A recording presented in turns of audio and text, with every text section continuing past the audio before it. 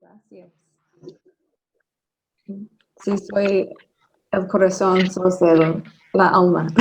Entonces, gracias.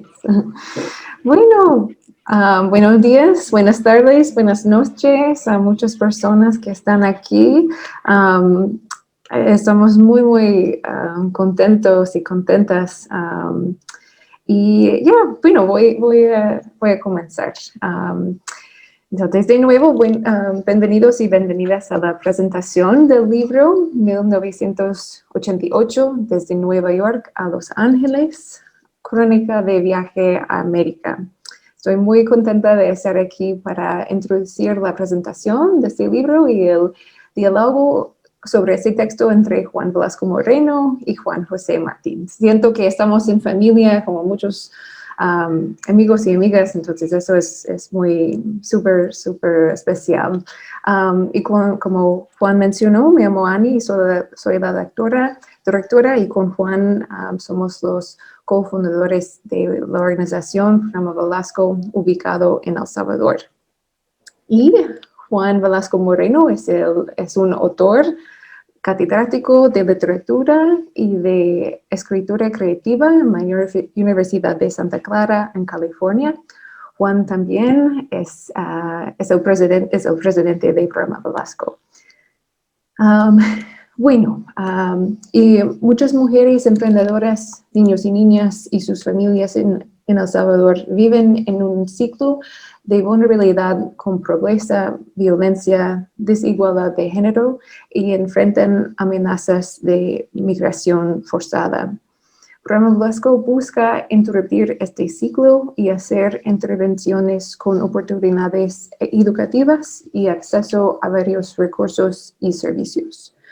Nuestro servicio principal es capacitar a mujeres emprendedoras en el desarrollo de sus pequeños negocios y crecimiento personal. Ofrecemos otros servicios complementarios. Uno es salud mental para las emprendedoras y niños y niñas y sus padres y madres. Y otro es el financiamiento de becas y oportunidades educativas y socioemocionales para niños y niñas matriculados en un centro de desarrollo infantil, lo que es parte de nuestra organización hermana. Y si quieren más información, aquí está el link y voy a copiar y pegarlo en el chat más tardecito. Bueno, y Juan José Martín es el director literario de Editorial Bolivia, lo que es una pequeña editorial independiente de Madrid. El editorial interesa especialmente la poesía, el ensayo y la narrativa breve. Actualmente hay 5 colecciones, una de poesía española actual, otra de poesía latinoamérica, otra de poesía contemporánea, extranjera, en editaciones bilingües, otra es prosea y otra de rescate de libros descatálogos de autores clásicos vivos. Editorial Bolivia auspicia el premio Javier Lostale de poesía joven. Tal vez Juan José puede explicar un poco más de este premio. Pero sin esperar más, les dejo con Juan José y Juan. Muchas gracias y ya. Pues muchas gracias, Ani, por tu presentación. Y yo creo, Juan, que podemos iniciar ya esta conversación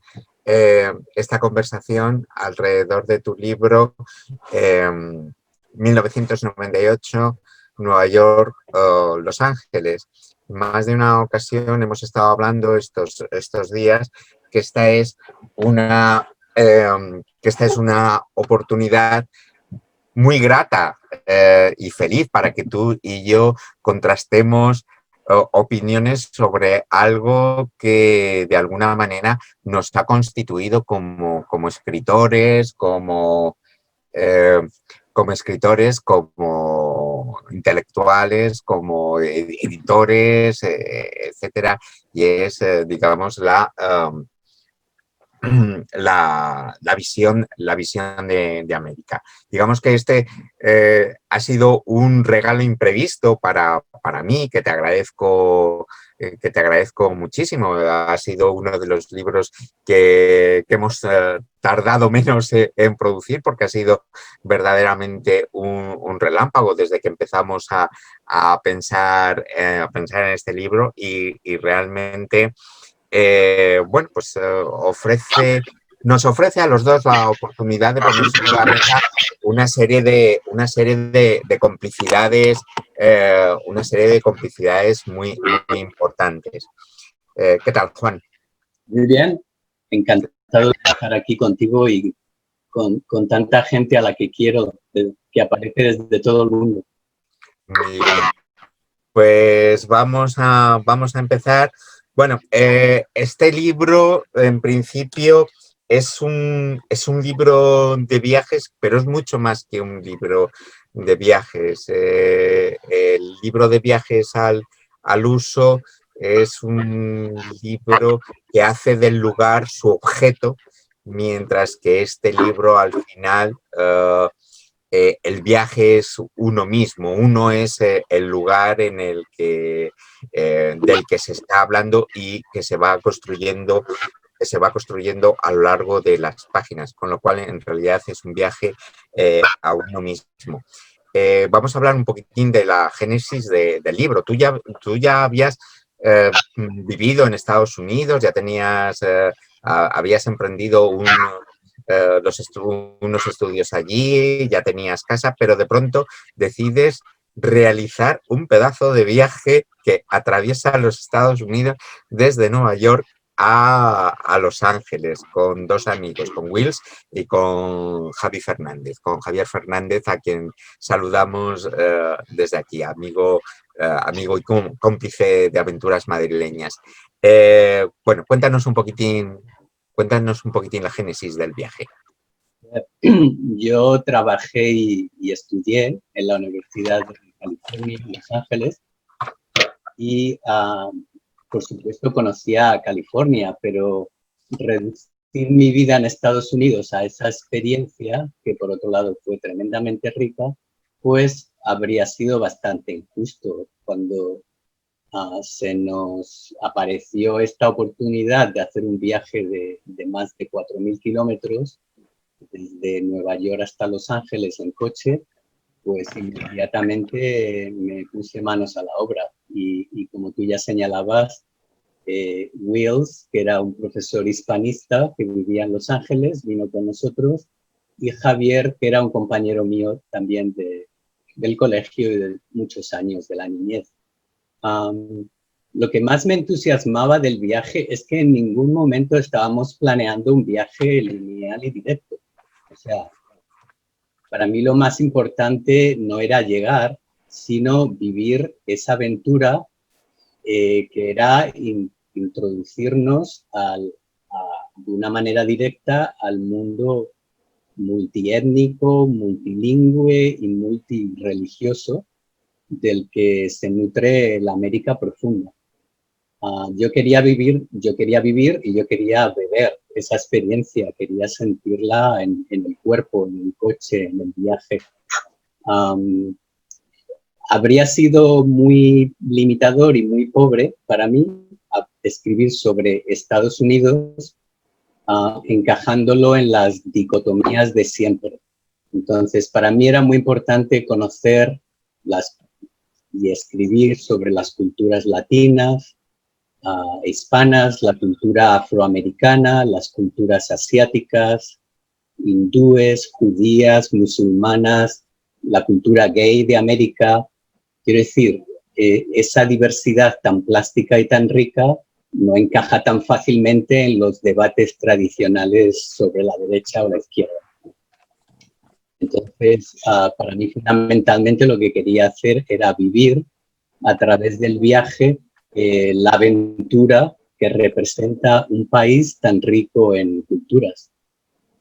Efectivamente, una de las cosas que veíamos es que se hace muy evidente y muy patente a lo largo del libro que no solo se trata de un viaje de conocimiento, sino también de reconocimiento. Es decir, había un bagaje libresco, cultural, detrás de ese viaje. De hecho, yo creo que América ha nutrido todo el relato mitológico del siglo XX, y eso se nota mucho en el libro, ese background. Nosotros habíamos hablado muchas veces antes de tu viaje, pues habíamos hablado de Jack Kerouac y de otros grandes viajes. Bueno, vamos a ver. Yo creo que las cosas que creemos saber sobre algo o alguien suelen ser un lastre y una limitación. Hay una cita circulando por ahí de Gabriel García Márquez, que yo no sé si es suya de verdad o no, pero me encanta, porque dice que la razón por la que sigue enamorado de su mujer después de tantos años es porque ha terminado de conocerla del todo. Y mi relación con los lugares, con mis amantes, con mis amigos, es la misma. No quiero dar por sentado que ya nos conocemos del todo. Eso para mí es una buena definición del amor. Es una búsqueda constante del otro. Y en cierto sentido, después de tantos años de dictadura franquista que vivimos, aunque éramos muy jóvenes, a nosotros nos tocó más bien la transición. Para mí América era un símbolo de esa búsqueda de la libertad que nunca tuvimos en España. Y bueno, en mi generación yo creo que a lo mejor, no sé si tú tenías la misma experiencia que yo creo que éramos más bien anglófilos, éramos la generación del rock and roll, de Jack Kerouac, de Poeta en Nueva York, de los Beatniks, del amor libre. Éramos un poco hippies, aunque a nuestra manera, un poco más intelectual. Pero lo cierto es que después de 40 años de dictadura y encima la transición, ese viaje era como abrir las ventanas a los mitos que nos habían ayudado a sobrevivir la pesadilla franquista. Pero en todo caso, yo nunca di por sentado que conocía a este país. Lo que siempre me interesó fue el misterio. Hablando de, digamos, del relato que ha monopolizado de alguna manera América y cómo se ha manifestado en nuestras vidas cotidianas, yo recordaba estos días atrás que la generación de nuestros padres estaba muy orgullosa de que sus hijos pudieran ir de alguna manera completar su formación en América, y había como una especie de mito de hacer las Américas o de ir a América para completar nuestra formación, y era un orgullo para los padres. Es decir, mi hijo está en los Estados Unidos. Yo no sé si a lo largo de todos estos años que ya llevas en Estados Unidos se está produciendo igual flujo de gente interesada en ir a Estados Unidos desde España, como ocurría en la gente de nuestra generación. Tengo la sensación de que generaciones más jóvenes están mucho más focalizadas sobre Alemania o Inglaterra, es decir, más Europa que en Estados Unidos. No sé si ¿qué experiencia tienes en ese sentido? De compañeros más jóvenes o de estudiantes que hayan ido allí a hacer las Américas, como le pasaba a la gente de nuestra generación. Yo creo que es diferente. La gente ahora sale a buscar trabajo y es normal. Las cosas están muy mal y tienes que salir y ganarte la vida como sea. Nuestra situación tampoco era muy buena porque España no era un país rico, ni lo es, pero éramos un poco más románticos. Por ejemplo, yo estaba muy conectado con Berkeley, me interesaba mucho lo que estaba pasando con Berkeley. escuchaba la música de Carlos Santana, que es un chicano que hace un rock and roll maravilloso, alucinante, Janis Joplin, la lucha por el movimiento de los derechos civiles, por ejemplo, no solo los afroamericanos como Martin Luther King, pero a mí me influyó mucho, tan jovencito como era, ya desde España, los grandes líderes de latinos, hispanos, chicanos, como César Chávez o Dolores Huerta. Quiero decir, en cierto sentido, América era una búsqueda de esa libertad que nunca tuvimos en España. Y es una situación diferente a lo que vivimos ahora. Claro. En todo viaje que se precie, uno no busca otro lugar, sino que busca un otro de uno mismo. Cuando pensaba en esto, estaba pensando en Conrad y en su viaje a su corazón de las tinieblas. ¿Te pasó a ti? El viaje a América fue una especie también de viaje al corazón de las tinieblas.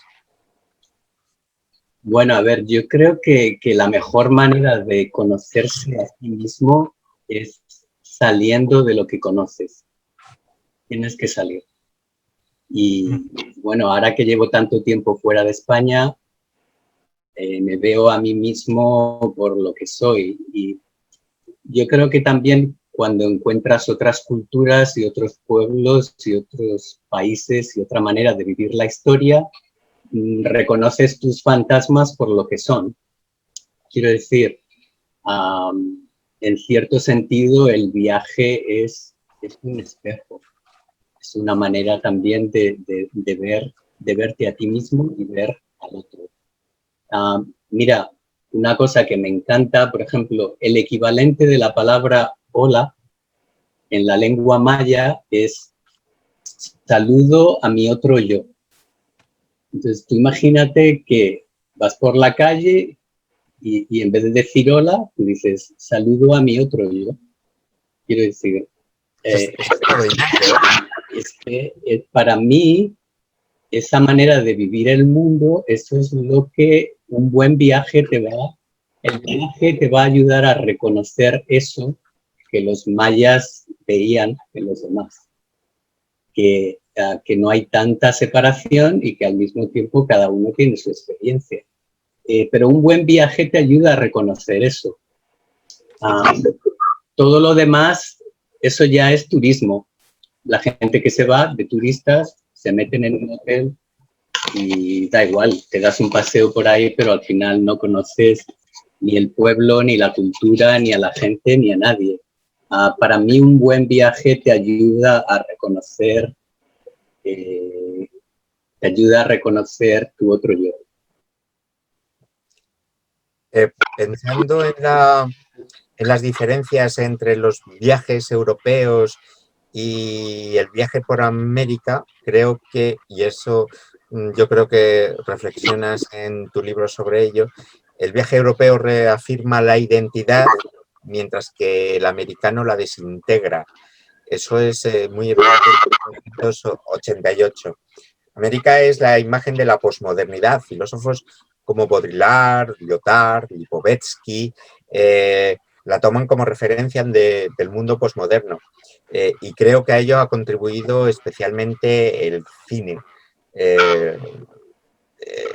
América es la gran creadora y exportadora de mitologías que aquí en Europa luego se han trastocado y se han dado la vuelta por aquello que decía, y es una cita que a mí me encanta, de la película de Pajaritos y Pajarracos de Pierpaolo Pasolini, cuando le decía, el chico le decía al hombre mayor que creo que era al revés, que para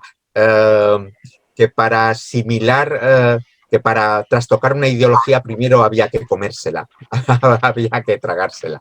Yo creo que aquí, digamos, hemos asimilado muchas cosas que nos venían de América y evidentemente luego las hemos reescrito a nuestra manera.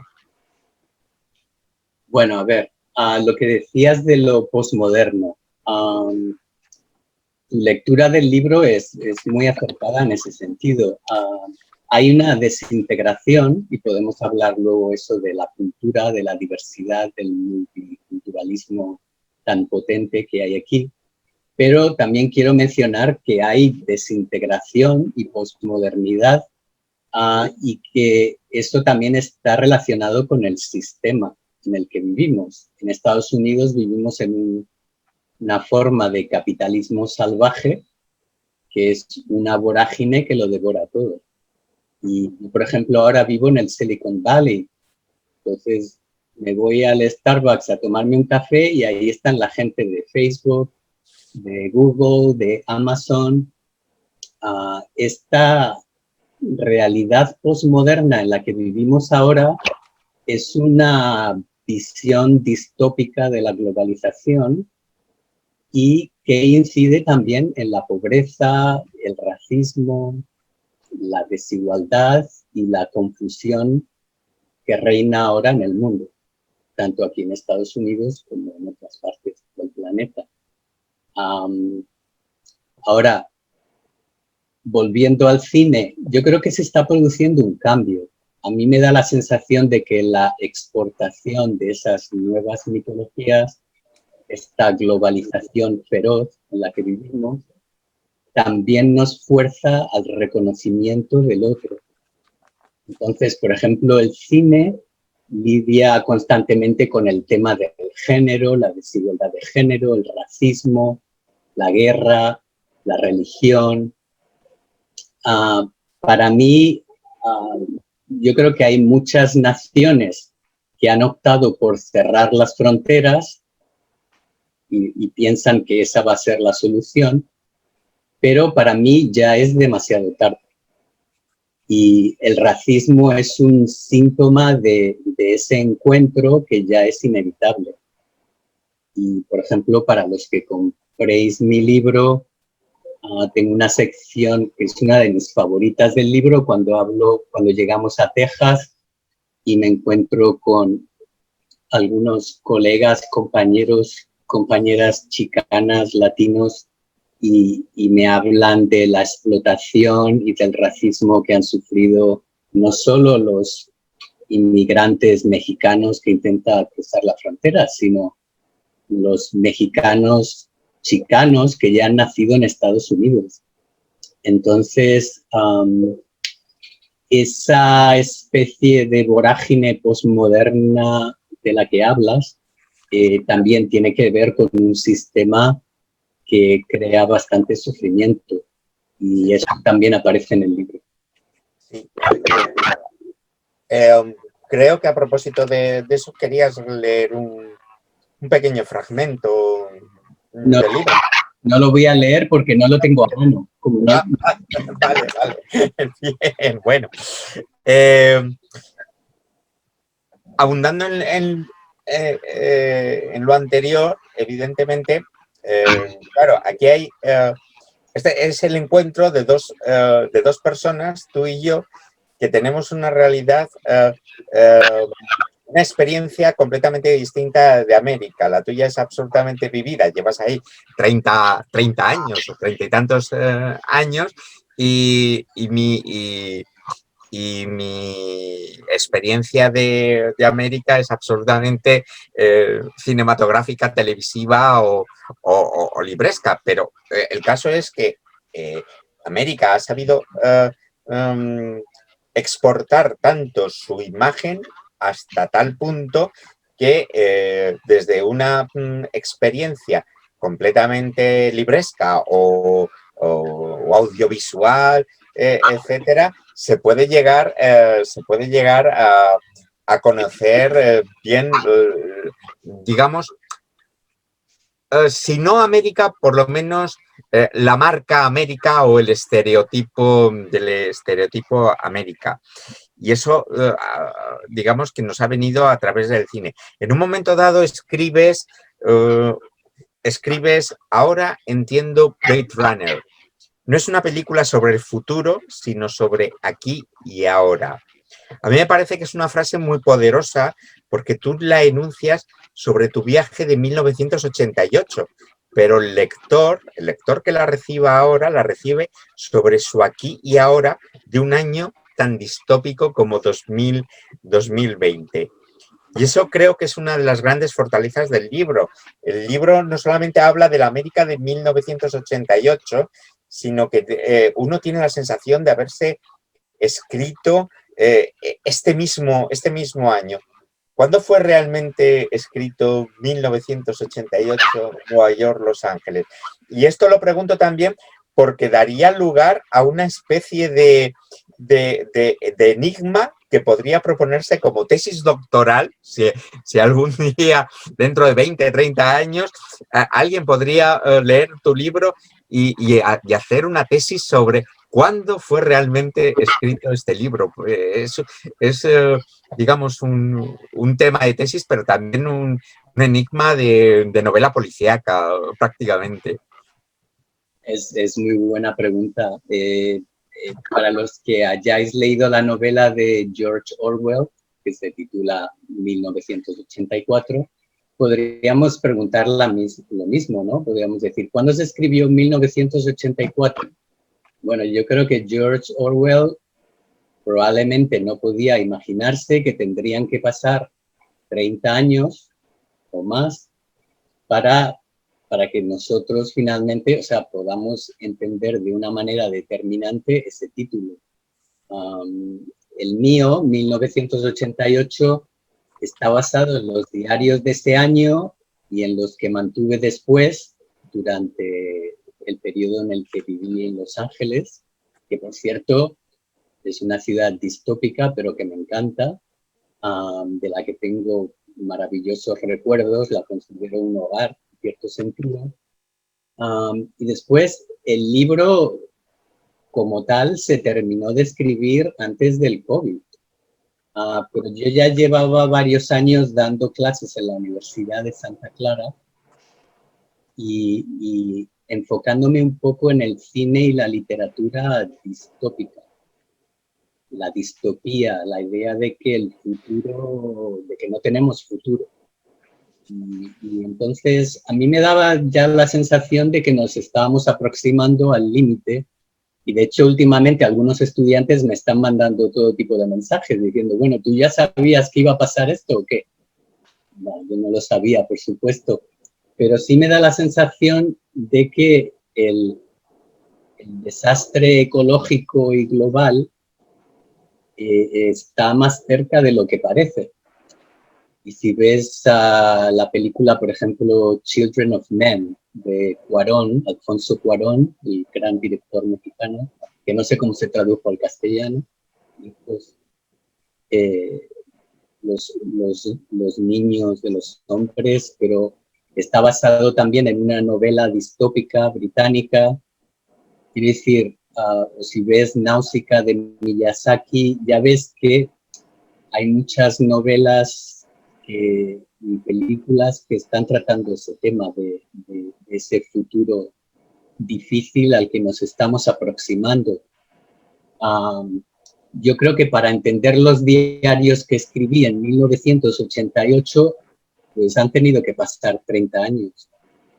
Y la escritura es así de misteriosa. Efectivamente.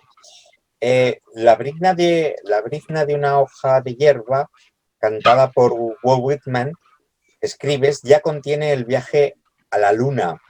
Uno se da cuenta leyéndote de que, al menos en América, el viaje no puede ser una experiencia lineal en absoluto, sino que está muy presente la necesidad de aprenderla de manera transversal y simultánea. Y uno siempre corre el riesgo de quedarse atrapado entre dimensiones espaciotemporales.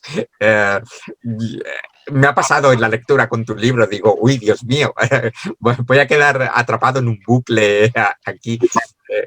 Tengo esa sensación de que la experiencia del viaje por América puede generar esa idea. A ver, cuando camino por Europa yo tengo la sensación de que vivo en un cierto punto limitado por la historia. O sea, Imagínate una línea horizontal que te protege, pero te limita. Por razones que no son muy claras para mí, el continente americano se me representa más bien como una línea vertical que te saca fácilmente de la historia para transportarte a lo maravilloso. Por eso Gabriel García Márquez y Carlos Fuentes hablaban del realismo mágico latinoamericano. Y por eso Emerson y Walt Whitman hablan del trascendentalismo americano. Yo creo que en este continente se rompen las limitaciones espaciotemporales para encontrarte en una nueva dimensión de la experiencia. Yo recomendaría a los que les interese esta idea que se lean el librito de probablemente el mejor escritor del siglo XX. Ya me he pasado diciendo esto, me he pasado. Yo recomendaría que leyeran El Aleph, de Jorge Luis Borges. Es uno de mis escritores a los que siempre vuelvo. El Aleph es muy interesante. Fíjate, a mí me da la sensación cuando los europeos o gente de otros países vienen a Estados Unidos, se quedan tremendamente desilusionados y confundidos, porque buscan una belleza armónica, buscan la belleza armónica de Europa, pero lo que ven aquí es otra cosa, que se les representa como si fuera un caos. Y a mí me da la sensación, lo mismo en Estados Unidos que en México o en Centroamérica, tienes que salirte de las normas europeas e instalarte en el Aleph. El Aleph es un punto que te ayuda a ver el todo. Es un cuento de realismo mágico de Jorge Luis Borges, pero es que a mí me da la sensación de que para entender América, el continente americano, hay que instalarse en el Aleph. Y el Aleph es ese punto mágico de realismo maravilloso. Desde luego hay que leerse el cuento, os lo recomiendo, porque entender ese cuento quizás es entender el realismo mágico o lo maravilloso de todo el continente americano, desde Canadá hasta Tierra del Fuego, en Chile.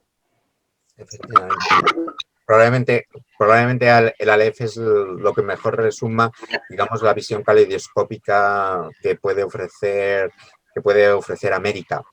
Una de las ideas vertidas en tu libro, referida en este caso a las calles de Los Ángeles, de que nos ayudan a entender mejor el cine, pero no su carácter de ciudad, o mejor dicho, toda la ciudad es cine, porque la ciudad, tal y como nosotros la entendemos, no existe. Me rectifican mi idea, yo que no he viajado a América y creo que no viajaré, lo más seguro, de América como escenario, donde la tentación de la ficción es más importante que la propia realidad. Y yo recordaba, al pensar en estas cosas, no solamente en esas historias que son muy dadas en la televisión y en el cine americano, las famosas películas based on a true story, que aquí tienen muchos adeptos y tal, sino que incluso algo que es real, como el viaje a la luna, incluso puede ser tomado como ficción para incluso desmentir que ese viaje no existió. En fin,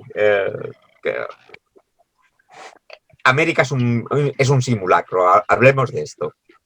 A ver, sí, América es un simulacro, pero no lo digo en un sentido negativo, porque en realidad el original no existe. A mí tendríamos que pensar en este continente como simulacro, en el sentido de que la identidad está continuamente transformándose. Aquí es muy fácil reinventarse y saltarse las normas. Por eso tenemos un artista como Andy Warhol, por ejemplo. Entonces, ser simulacro no significa que no existes. Es sencillamente una existencia que trasciende la historia y que vive en otro plano. Yo creo que el cine es el perfecto medium para hacer eso. El cine crea una realidad que se impone sobre nuestra experiencia y como si fueran gafas de sol, te ayudan a ver la realidad de una manera diferente. Ahora, las mitologías del cine te ayudan a vivir de otra manera. No sé si es mejor o es peor. Eso en realidad no me interesa mucho. Lo que me divierte y lo que me interesa, de verdad, esto es lo que hago yo en las clases en la universidad, es ver cómo nos reinventamos a través de sus narrativas. La literatura, el cine, el arte, las nuevas tecnologías, te dan oportunidades para reinventarte continuamente y a través de esas narrativas e historias ser más feliz o ser tú mismo. En el continente americano, por razones complejas de explicar, yo creo que es más fácil vivir así, en ese reinventarse continuo. Aquí la gente cada pocos años se mudan a otro lugar y empiezan una profesión nueva. Entonces es más fácil vivir así, en ese reinventarse continuo, pero también es más peligroso porque al final corres el riesgo de perderte para siempre. Efectivamente.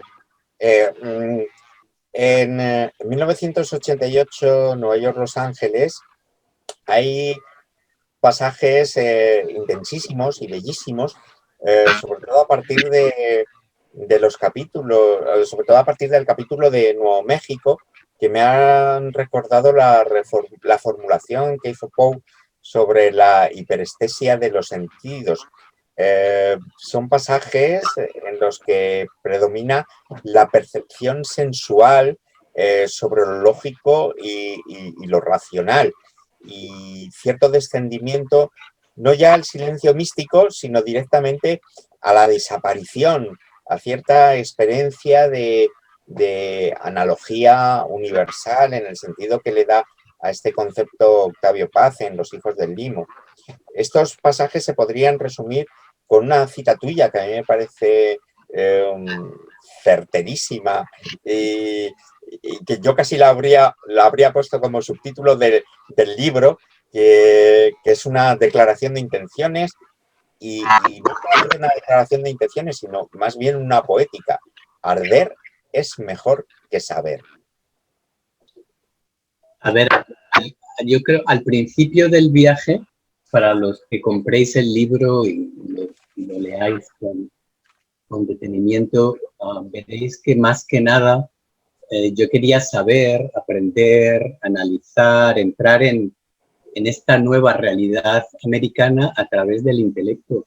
Pero cuando llegué a Nuevo México, sobre todo cuando entramos en el desierto, me di cuenta de que había que soltarlo todo, que la misma naturaleza, el vacío del desierto, te invitaba a saber por el renunciamiento. A mí me da mucha envidia mi amigo Mario García, mi querido colega, profesor de la Universidad de Santa Bárbara, porque él tiene una casa en Nuevo México y cuando se quiere ir a escribir, se va a su casa, a Nuevo México. Y entonces, ese es el lugar ideal, realmente. Yo creo que cuando durante el viaje entramos en el desierto, un desierto inmenso que duró días y días y días, yo sentía que había otra forma de conocer las cosas. A mí me da la sensación de que en la cultura occidental nos hemos quedado un poco atrapados en San Agustín. San Agustín, que creía que, bueno, que el conocimiento de las cosas se tiene que producir exclusivamente a través del lenguaje. Pero hay otras culturas que nos enseñan las virtudes del apofatismo. ¿Y qué es el apofatismo? Bueno, pues es vaciarse para llenarse de todo. Uno se vacía y te llenas de todo lo que está a tu alrededor. Los chamanes, los indígenas americanos, tenían una serie de prácticas, tienen una serie de prácticas que te acercan a esa esencia misma del existir. Es una manera de aprender, de localizar la existencia, la realidad, pero a través de el vaciarse y el llenarse de todos los demás. Para mí, arder, la metáfora esa de arder es una forma de saber. Quiero decir, es una manera de existir, es una manera de vivir en relación al otro. Y por supuesto, mi libro se refiere a la iluminación, a la unión con el todo. El espacio del desierto te enseña todo eso. Eso es lo que yo aprendí en el desierto americano. Y si miras con detenimiento la obra de Cabeza de Vaca, el primer español y el primer escritor sobre América en una lengua occidental, publicó sus memorias de su experiencia en el sudoeste. Allí se perdió en el desierto durante 10 o 15 años, vivió con los indígenas americanos. Sus memorias se llaman La Relación y hay una película sobre esta autobiografía. Y Cabeza de Vaca yo creo que habla de ese vaciarse para llenarse de todo, habla de ese arder, que es una forma de existir, de vivir en relación con el otro, y él lo aprendió de las culturas indígenas americanas, a las que se asimiló profundamente. De hecho, esto nos lleva a la idea de la religiosidad, no en el sentido incluso más romántico del término, en el sentido en el que habla Octavio Paz de religo, de religarse, de unirse al concierto universal. Aquí en Europa, pues cada país nos conformamos con cada uno con su religión. En Estados Unidos hay infinidades de religiones, credos, etcétera. Yo creo que es parte también de esta necesidad americana ante ese espacio que conecta directamente la brizna de la hoja de hierba con la luna. Yo creo que eso debe producir un pavor terrible, un vértigo, y eso lleva, digamos, a un sentimiento de religiosidad muy profundo que se nota mucho en el cine, en la literatura norteamericana que nosotros leemos y vemos aquí. Tienes toda la razón. Yo creo que la naturaleza aquí te obliga a ser espiritual. Es difícil de entender desde la perspectiva de Europa, pero la naturaleza misma te obliga a ser espiritual. Es una inmensidad infinita la que uno se encuentra aquí en los desiertos, en los cañones, los lagos, los cielos. Es una inmensidad infinita que te hace trascender. Hay paisajes en este continente que te hacen pensar en la luna, efectivamente, o en el espacio infinito, en el universo.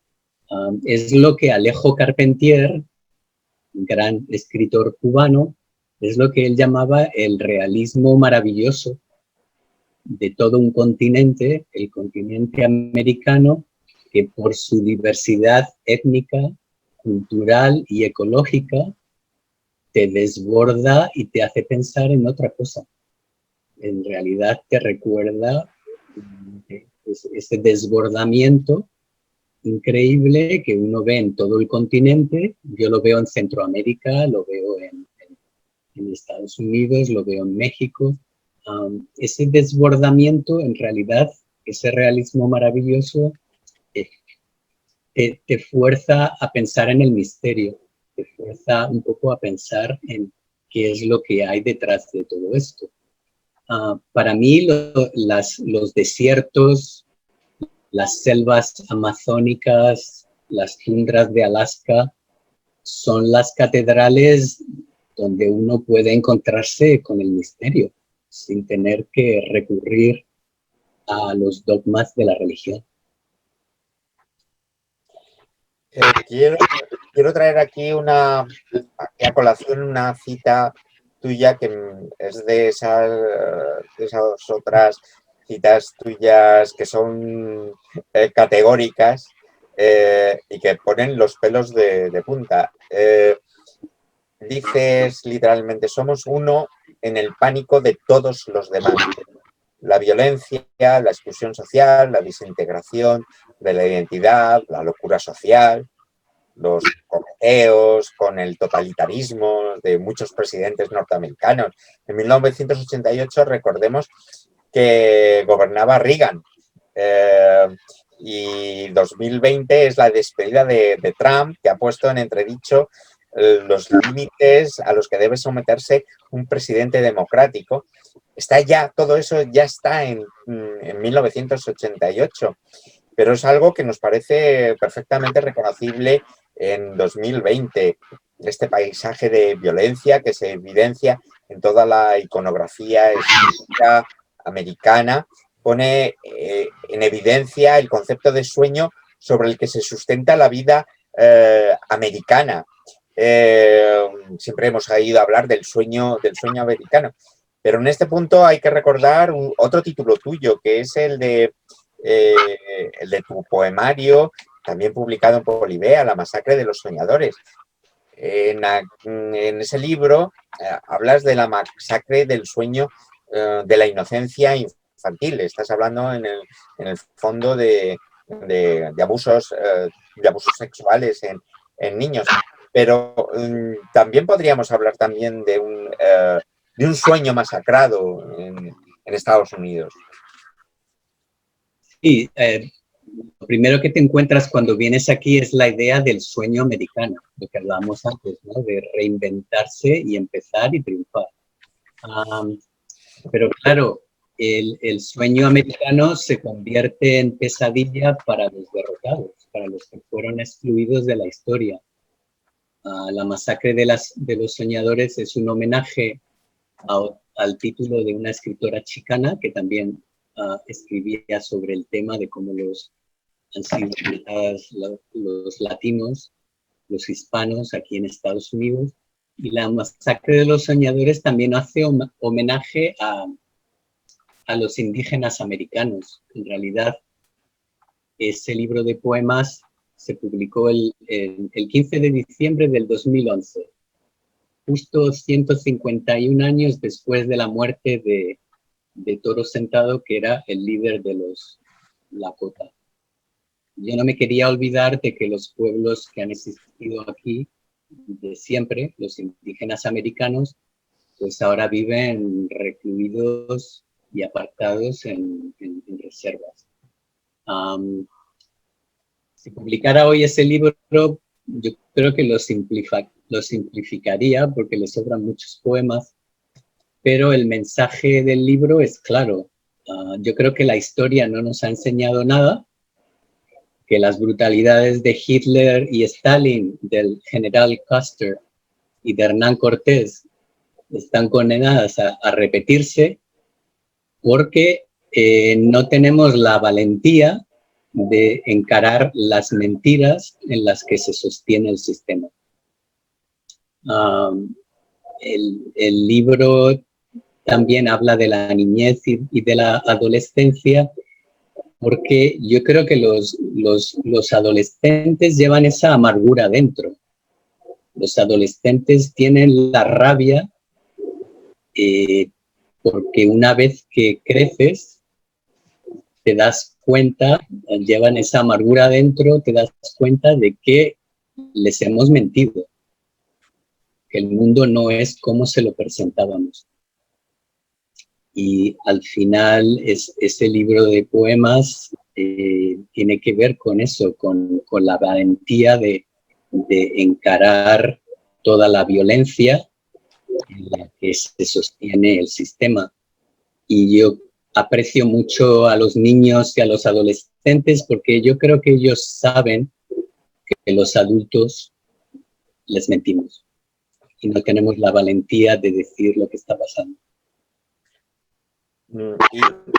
Y nos mentimos a nosotros mismos, es decir, mientras que estabas diciendo esto me estaba acordándome de una de mis películas favoritas, se titula en inglés The Warriors, y es una historia de bandas, y resulta que es una historia de, pues nada, de luchas de bandas, y hay un personaje que es el líder de una banda que tiene que atravesar toda la ciudad. Pero claro, para atravesar toda la ciudad se tiene que enfrentar a todas las bandas enemigas para poder llegar a su territorio. El caso es que cuando llega a su territorio, el tío se da cuenta, ya es de madrugada, está despuntando el alba y tal, y de pronto mira sobre su territorio y dice, y por esto me he jugado yo la vida. Es absolutamente tremendo. Preparando esta entrevista, obviamente, tenía que apelar a un poema fundacional, que es el del viaje de Baudelaire. Y una de las estrofas, leyendo una de las estrofas, me reí porque pensaba que hablaba de ti, que Baudelaire se dirigía directamente a ti. Voy a leer estos versos que dicen así: oh, el pobre enamorado de países quiméricos, será menester encadenarlo, arrojarlo al mar, a este marinero ebrio, inventor de Américas, en las que el espejismo devuelve el abismo más amargo. Esa idea de espejismo que devuelve al abismo más amargo está muy presente en tu libro. Pues sí, yo a lo mejor el gran poeta francés Baudelaire y yo tenemos una conexión ahí profunda. No, es maravilloso que te hayas acordado de este poema porque en realidad lo que él está diciendo es, bueno, cuidado con las quimeras, ¿no? Que era, por supuesto, la gran enfermedad del Quijote. Cervantes lo sabía muy bien. Esas quimeras se transformaban en pesadillas fácilmente. En mi libro, el espejismo es una tentación y al final un fracaso. Aparece a lo largo del viaje, pasan muchas aventuras, muchas cosas. Y yo creo que volviendo a lo que es un buen viaje, el viajar de verdad, yo creo que el verdadero viaje te lleva a contemplar la realidad tal y como es, no como nos la imaginamos o como queremos que sea. El viaje del Quijote se convirtió en locura porque se negó a ver la realidad tal y como era. América, yo creo que si lo ponemos en el contexto de la historia de España en relación a América, pues claro, tiene mucho de espejismo. Fíjate, cuando los primeros españoles llegaron a California, veían amazonas, mujeres guerreras con un solo pecho, y soñaban, y bueno, describían tierras que ellos soñaban, pero que habían leído en novelas de caballerías. El nombre de California viene de una novela de un escritor de caballerías que se llama Montalvo. Entonces, para mí el espejismo es un fracaso y es peligroso porque eso nos lleva a negar la realidad. Y entonces esos espejismos, esas quimeras que nos llevan a negar la realidad, bueno, pues en ese contexto el encuentro necesariamente se convierte en tragedia. Yo creo que es eso lo que Baudelaire quería expresar con el tema del viaje y lo que creo que aparece en mi libro. El amor, la solidaridad, el encuentro con el otro tiene que desplazar esas quimeras y esos espejismos que nos hemos creado para vivir fundamentalmente de una manera más sincera y más auténtica. Sí, pensando en Don Quijote, que como bien sabes, él formula en los primeros capítulos, él dice, yo sé quién soy, y por lo tanto no está en absoluto engañado de la realidad que le toca. Él hace una manifestación de identidad al expresar, yo sé quién soy y sé que puedo ser patatín patatán, y sigue la cita. Me acordaba de una cita también del Quijote, que es absolutamente maravillosa, que también es una poética que dice, se la dice a Don Quijote a Sancho, es menester tocar las apariencias con la mano para dar lugar al desengaño. Efectivamente, es decir, abunda también en esa idea de olvidarnos de los espejismos, a pesar de que la realidad que se confronta con esos espejismos pues nos desengañen, evidentemente. También escribe Baudelaire en el mismo poema, El viaje, amargo saber el que se arrastra de un viaje, pero reconforta mucho que en el caso de 1988, el viajero, que eres tú, más sabio y más triste como el marinero de Coleridge, al final de su viaje declara de sí mismo, y es una de las citas más hermosas del libro. En las orillas del océano Pacífico, en las playas recónditas del Finisterre americano, yo comienzo de nuevo. Es un final realmente maravilloso. Yo creo que cada momento de nuestras vidas se define por esa paradoja. Cada momento es su final, pero es también el comienzo de algo nuevo. Puede resultar difícil encarar ese misterio, esa incertidumbre que está siempre con nosotros, pero cuando ves la fragilidad de todas las cosas, el potencial infinito para crear un nuevo rumbo, para crear una nueva vida, pues te das cuenta de que la vida es una gran aventura. Eso es todo. Yo creo que depende de ti tener la elección de vivir en el miedo o en el amor. Fíjate que para mí lo contrario del amor no es el odio. Para mí lo contrario del amor es el miedo. Y hay mucha gente que vive en el miedo porque el miedo te resulta familiar, te sirve para protegerte. Pero yo creo que la vida es una gran aventura cuando decides vivir en el amor. Y por amor me refiero a todo lo que hace la gente para sostener este mundo, ¿no? Incluyendo Programa Velasco, incluyendo Annie Boyd y todo el equipo del Salvador y todos mis amigos y amigas de todo el mundo que viven en la solidaridad, en la compasión, en la generosidad. Para mí es una gran aventura, la vida es una gran aventura cuando vives en esa forma de amor, en esa forma de amar.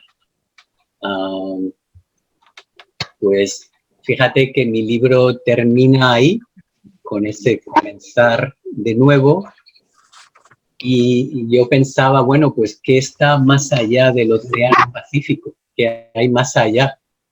¿Es realmente esto el Finisterre americano o no? Y empecé a soñar con Asia, con China sobre todo, Y el viaje no terminó ahí, porque hace poco estuve visitando ese triángulo fabuloso formado por Hong Kong, Macao y Taiwán, y me di cuenta de que esas tres naciones que son dependientes de China, pero que no son China, pues que te ofrecen también unas posibilidades increíbles. Y alguna vez me gustaría escribir también sobre ese viaje. Para mí lo importante es que todos en nuestras vidas tenemos que vivir cada momento de nuestra vida intensamente. Como uno paladea un buen vino, cada momento es su final, pero también el comienzo de algo nuevo. Ese es el secreto de tu vida como una gran aventura. Es curioso porque el libro empieza y termina con sendos capítulos, uno titulado Espacio y otro que se titula Futuro, que en realidad remite a la misma idea de espacio, es decir, de horizonte abierto. Y para quienes nos están escuchando y nos están viendo tan amablemente en esta sesión, pues hay que comentarles que bueno, que este no es un libro, no es un libro documental, siéndolo, ni es un libro existencial, siéndolo, sino que sobre todo es un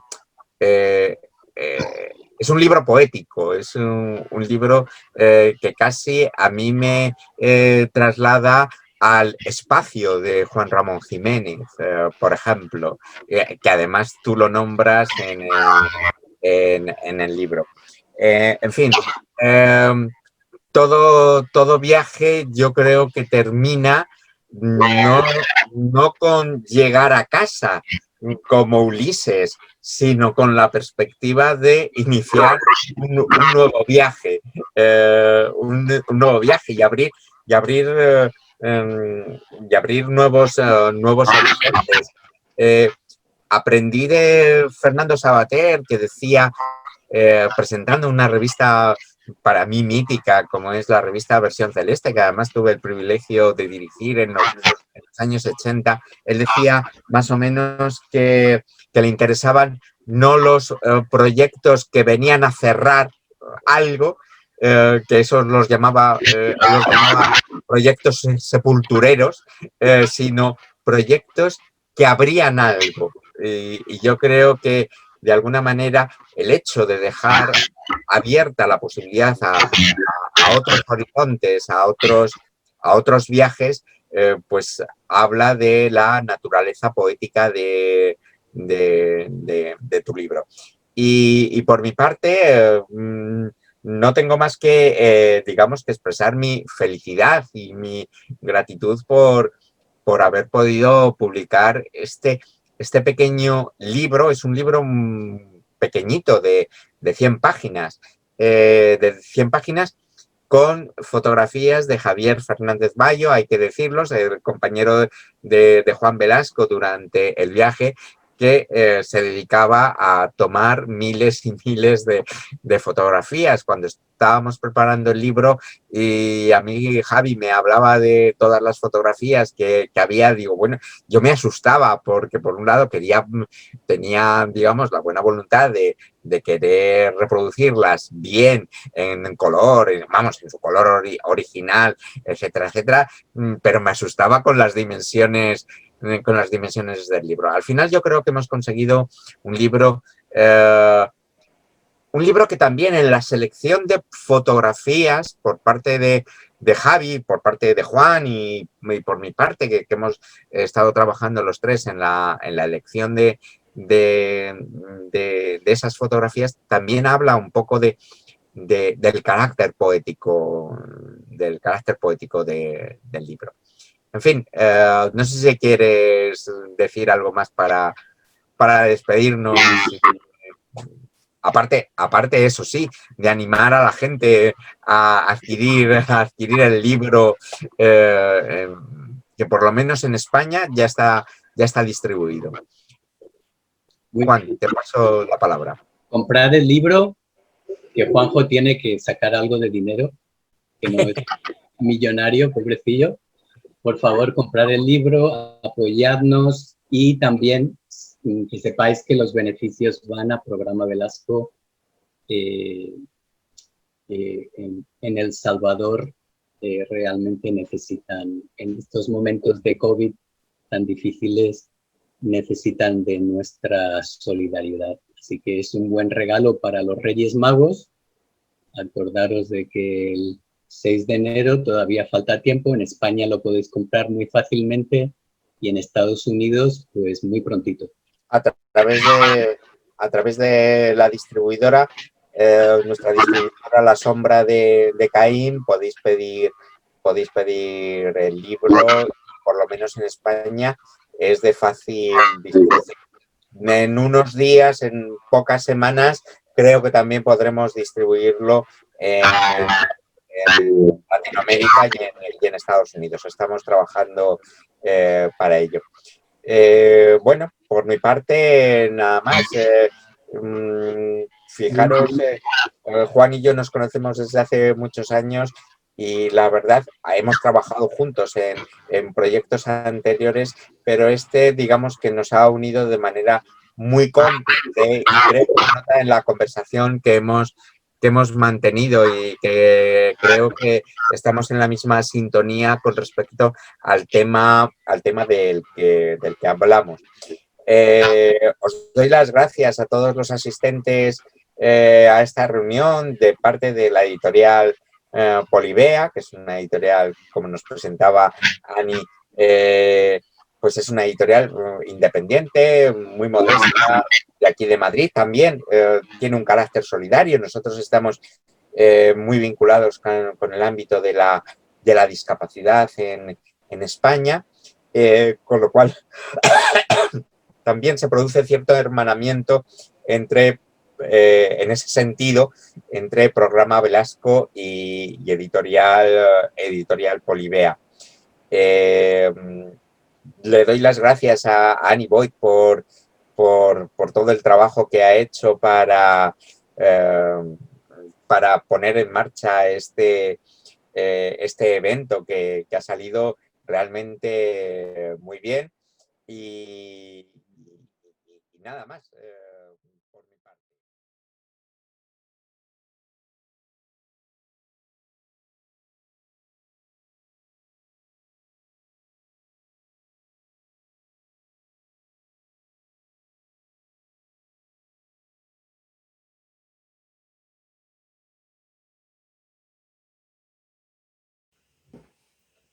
Don't mess with Texas. Paramos en una gasolinera a un lado de la carretera. Un hombre de las largas barbas y gafas oscuras nos observa desde su silla. Olor y luz de desierto. Dentro del local hay fotos de los Texas Rangers. Los Tex-Mex, los chicanos, comparan a los Rangers con los nazis. Tanto es su odio por todo lo que es mexicano. Es la violencia de un racismo feroz, el dolor de los que mueren ahorcados y sin justicia, de los que desaparecieron, pero aún habitan en el mundo de los fantasmas hambrientos. El pasado es muerte, el futuro es muerte. Una chicana de ojos alegres, de sangre indígena, pasea su silueta esbelta entre los rojos sillones de un café de la universidad. Al fondo, en una esquina, otros Tex-Mex, chicanos de Texas, dialogan sobre política. Los chicanos soñaron con crear un partido independentista durante la década de los 70, la Raza Unida Party. Ella nos habla mientras su cigarrillo arde lentamente entre sus dedos. Intenta agitarlo, pero sus ojos están clavados en el borde de la mesa. La brisa esparce unas cenizas por su brazo y ella maldice en inglés. Éramos mexicanos antes. Mi familia siempre estuvo aquí.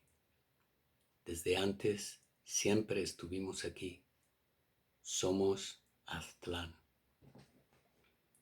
En una esquina, una joven que lee un libro de color vino.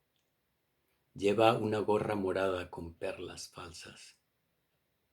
Su pelo negro es denso como una noche bella. Siempre hemos luchado contra el racismo, dice esta chicana.